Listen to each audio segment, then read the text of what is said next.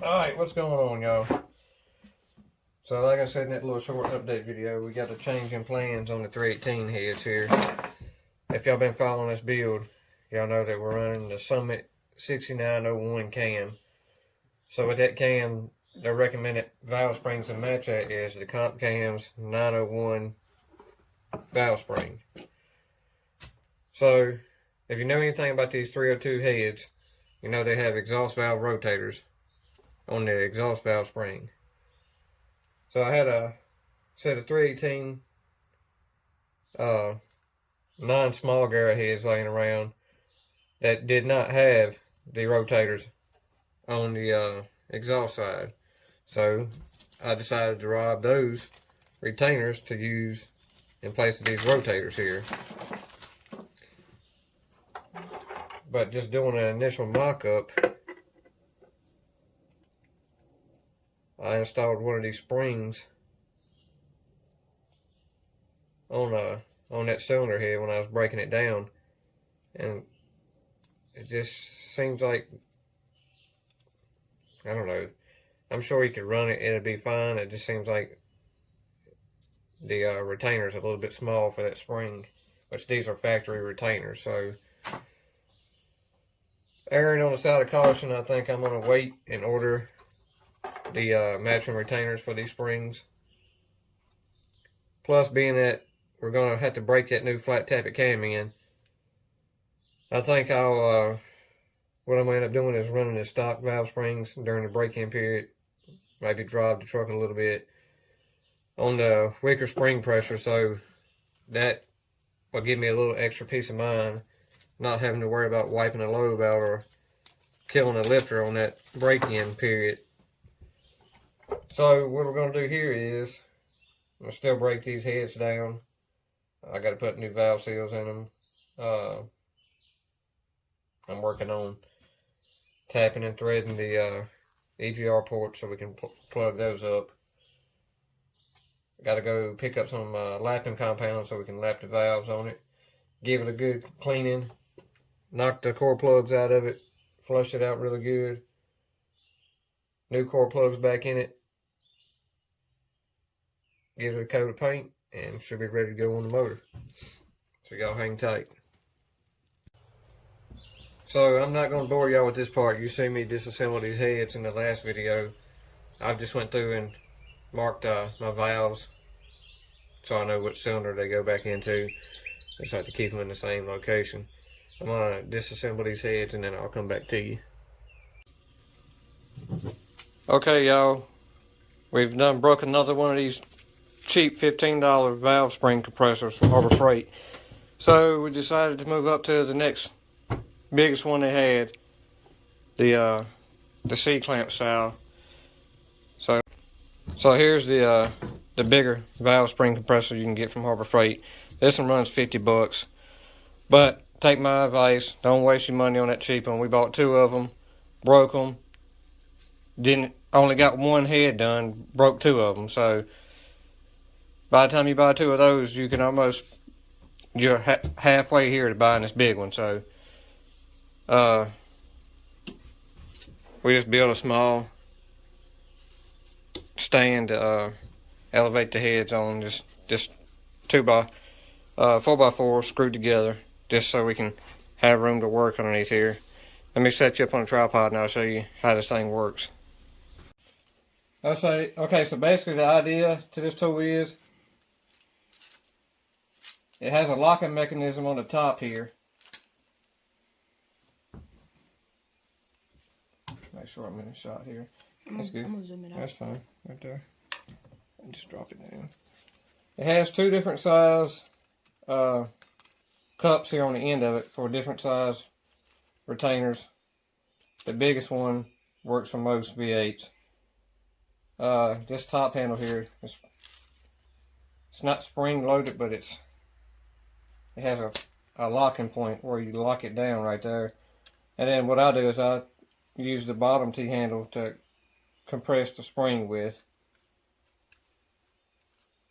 That way you're not trying to force this arm down.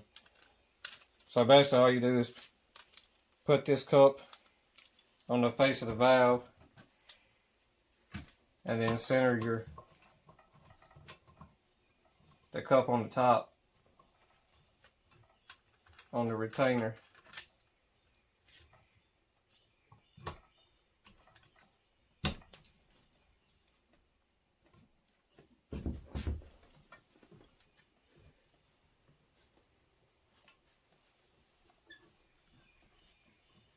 This is where it helps to have this little homemade stand to give you some elevated working space.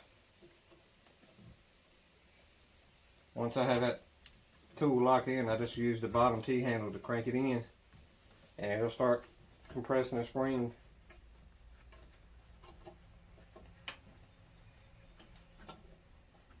Yeah, as you see, it doesn't take much effort. This is way easier than screwing around with that other little $15 thing. Just take your magnet in there, scoop out the keepers.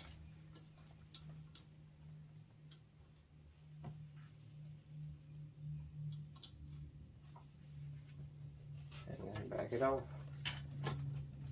Quick, easy, no fuss.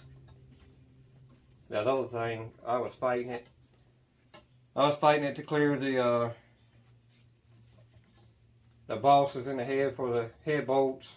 I was fighting it on some of these for the rocker shaft bolts.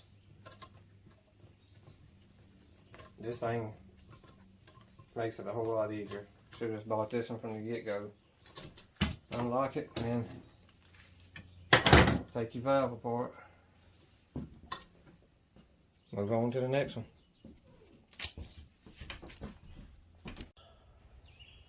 Okay, we've let this thing bake in the sun and soak in oven cleaner while we ate lunch. I don't know if it's just where in my area where I'm from, but the best oven cleaner I can find is this scrub free. You can get it at the Dollar Tree for like $1.25 a can. Every time I get the easy off, it just doesn't do so hot. You can see all the grease that's ate off right there. So we're gonna hose this thing off and get it back in the shop.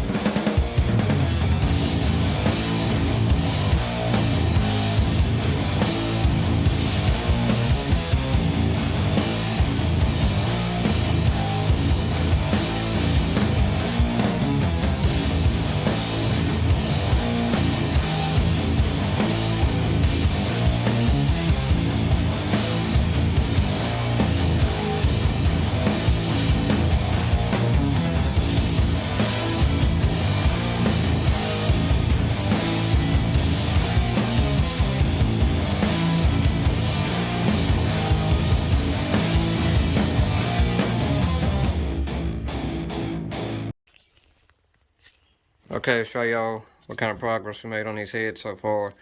We've went in and cleaned up the ports. Just about all we're gonna do. We just lightly cleaned up the ports on them. We didn't go crazy and hog it out, hog wild or anything.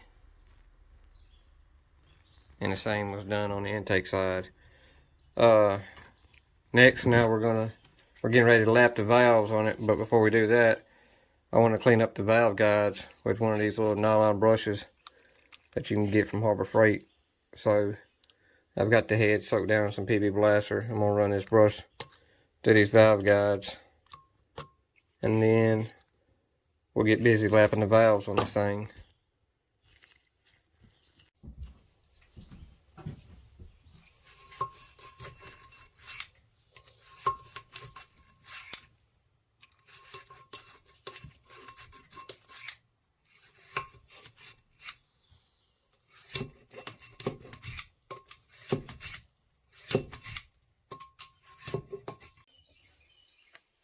While I'm getting ready to lap the valves over here, I got Lucas going through all the valve training that we're going to reuse and cleaning it up, like the valves and the retainers, and then the rocker shafts, basically the only thing we're going to use, and the keepers. We're just cleaning the carbon off the back of these valves, Cleaning the valve seams really good. Make sure we don't have any bent valves. This carburetor cleaner and a Scotch-Brite do just fine. If you're going to do a job like this more than once, I highly recommend investing in a valve train organizer tray. It's not a have-to-have kind of thing, but it helps you keep all your small parts and pieces organized while you're working. You can make one out of a cardboard box if you really didn't want to spend the money on one, but this one will last you a lifetime. It has provisions for valve springs, keepers, rocker arms, push rods, spark plugs. I mean, you name it. Anything valve train associated, you can probably fit it in this tray. You can pick these up at Summit or Jigs or pretty much any of your auto parts suppliers.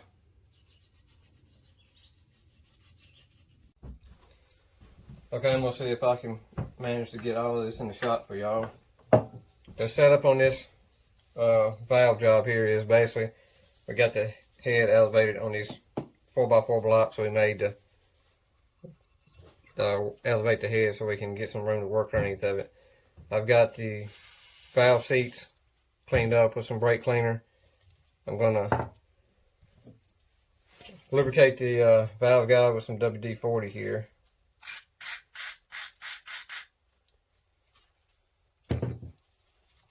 I'm just doing one cylinder at a time while he's cleaning the valves over there for me. Yep. So we got the valve stems lubricated.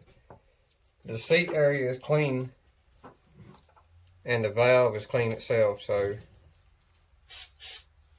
next, help if we open the grinding compound. This is valve grinding compound. You can pick this up at any auto parts supplier.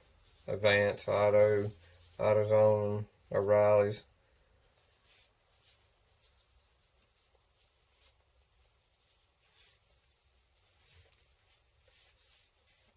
Just gonna put a few little dabs there.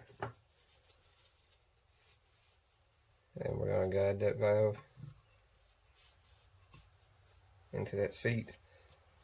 And there's several different ways you could do this. I've seen people use a drill. The old school method was you used to have a suction cup. It's called a valve lapping stick. It was basically a stick with a suction cup on the end of it, and you just suction cupped it to the valve and worked it by hand that way. But those things have issues with staying connected, so what we're going to use is the modern way. A piece of fuel hose. Just a regular piece of 3/8 fuel hose. It fits over the valve stem very good and provides a better grip. And then basically all you're going to do is get your compound spread around throughout the seat and just lightly pressure. Don't have to apply major pressure this thing.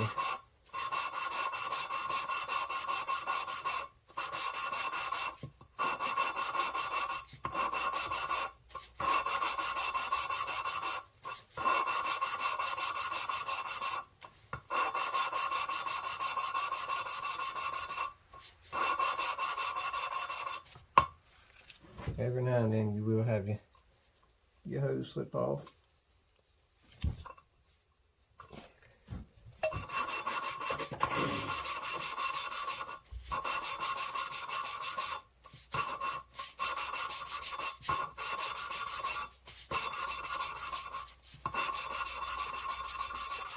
And what you're listening for is the change in the sound of it. Once it starts to quieten out, I like to pick the valve up out of the seat and rotate it just to kind of reintroduce the compound back into the seat.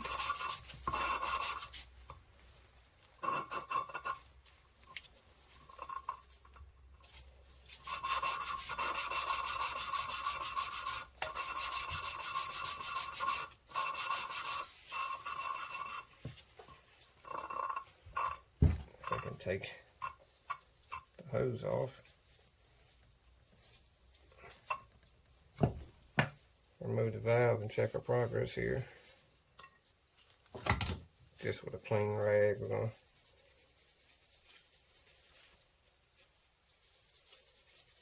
wipe the back of this valve off. And you can see it's basically that compound has abrasives in it, and just the back and forth motion of twirling it in your hand there, it'll give you a fresh surface on your valve seat there. Let me see if that's picking up in camera. Yeah, as you can see, compared to this seat over here, much better.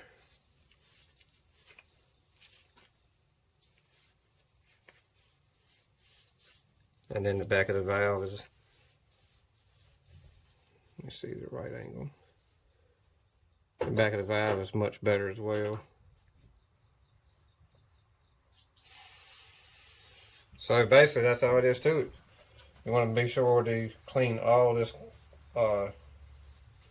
valve compound off of everything, the head, the back of the valve. You don't want any of this getting into the engine. But these heads are going to go through probably 2 more wash cycles. We're going to knock the freeze plugs out and flush everything out really good, give them a good paint job, and then reassemble everything. So we'll move on to the intake valve on the number 1 here.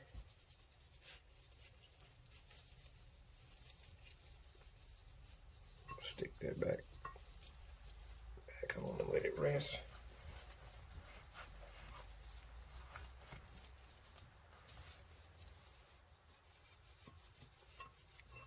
I'm going to try to do a video on DIY vacuum tester. We're going to try to pull vacuum on these valves and make sure everything's sealing up good. That'll probably be in a future video though. Still got to clean some of these carbon off the back of these valves.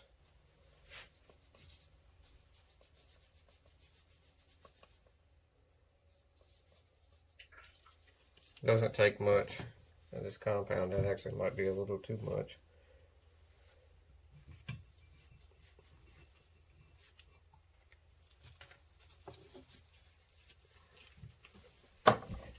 Then we'll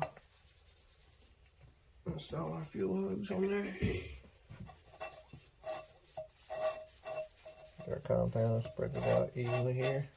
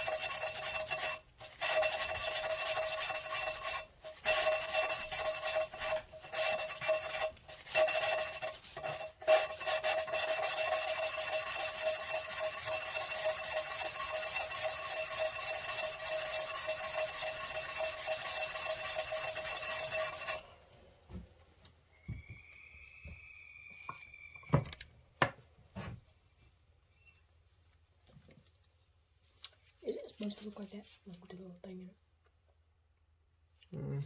Just a little nick in the valve. Just don't drop them, whatever you do. Try my best. I mean, I don't have a wood floor.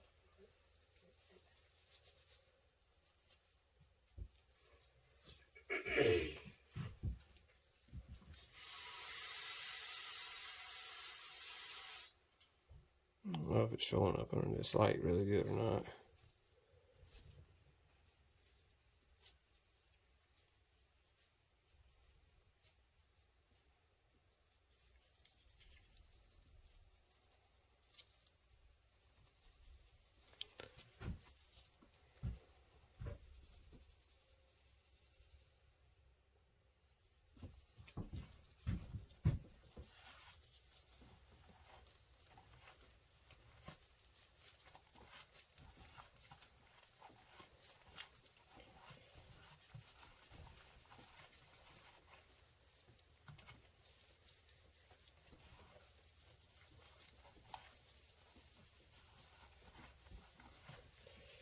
But I got 14 more to go, so I'll get back to y'all when we get this knocked out.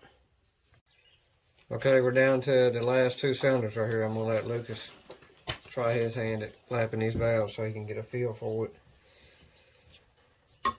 First thing I need to do is take some WD-40 and spray in these valve guides where the valve stem goes down. See what I'm talking about? Mm-hmm. Just lightly spray in there. That's good. That's good. So the valve stem ain't dry going in there. And then, dude, whatever you do, just don't drop your valve. I like to put mine right there on the edge. There. And just put Like 2 dots or? little 4 corners. I just do like the 4 corners. Don't take much.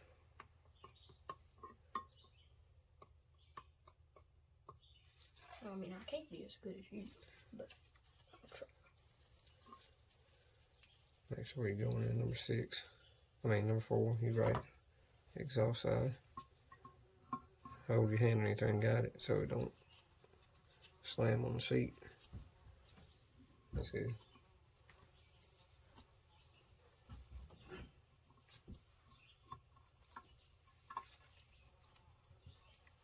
So just spin it like a top. Get it up. You get it up there far enough. Like that. Let's see. Yeah, wipe that WD-40 off the tip of it. Not the hose will never stay on there.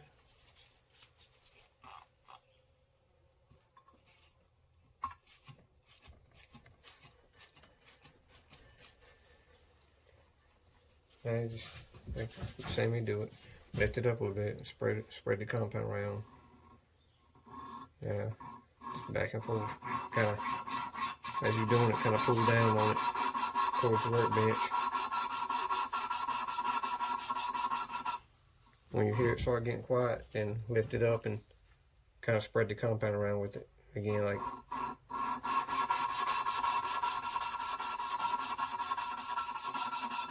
So like that? Yeah. And then spread it up? yeah, just there you go. Yeah.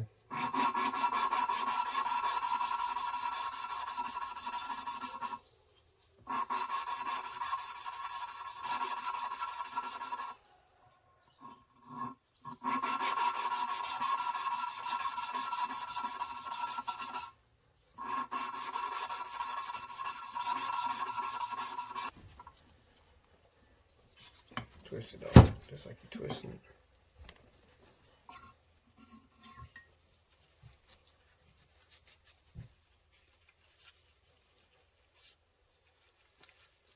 Good enough for the girls over on with.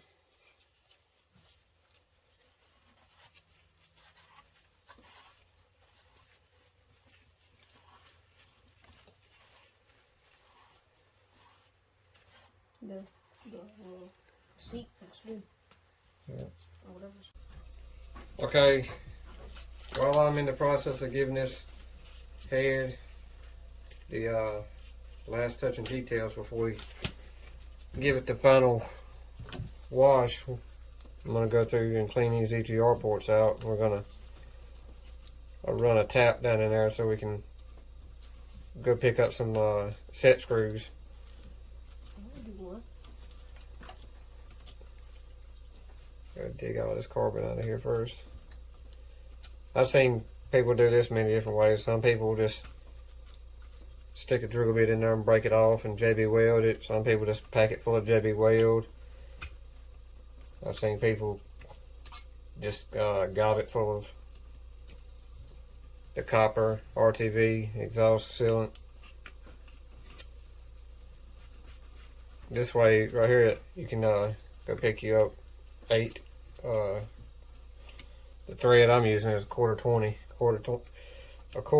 set screw, and put a little Loctite on them and thread them down in here. As long as you get the threads deep enough where they sink below the face of this exhaust flange, you'll be fine. Shouldn't have to worry about them coming out or leaking on you. So what do these do? It's just for the original emissions. It's EGR stuff. It recirculates the exhaust gas back into the combustion chamber. That's weird.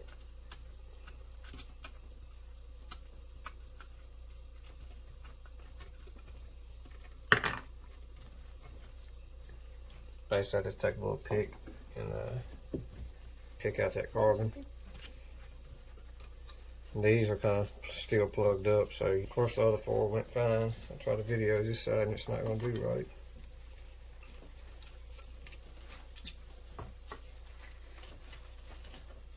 I'm still on the first one. We'll move down to the next one. That's okay.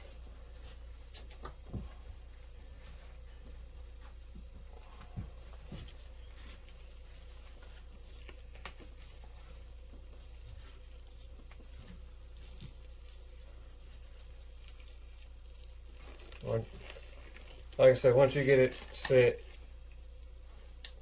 to start cutting threads, it'll cut pretty easy.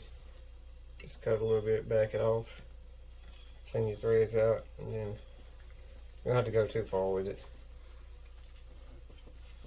Just deep enough to where you can get a set screw in there.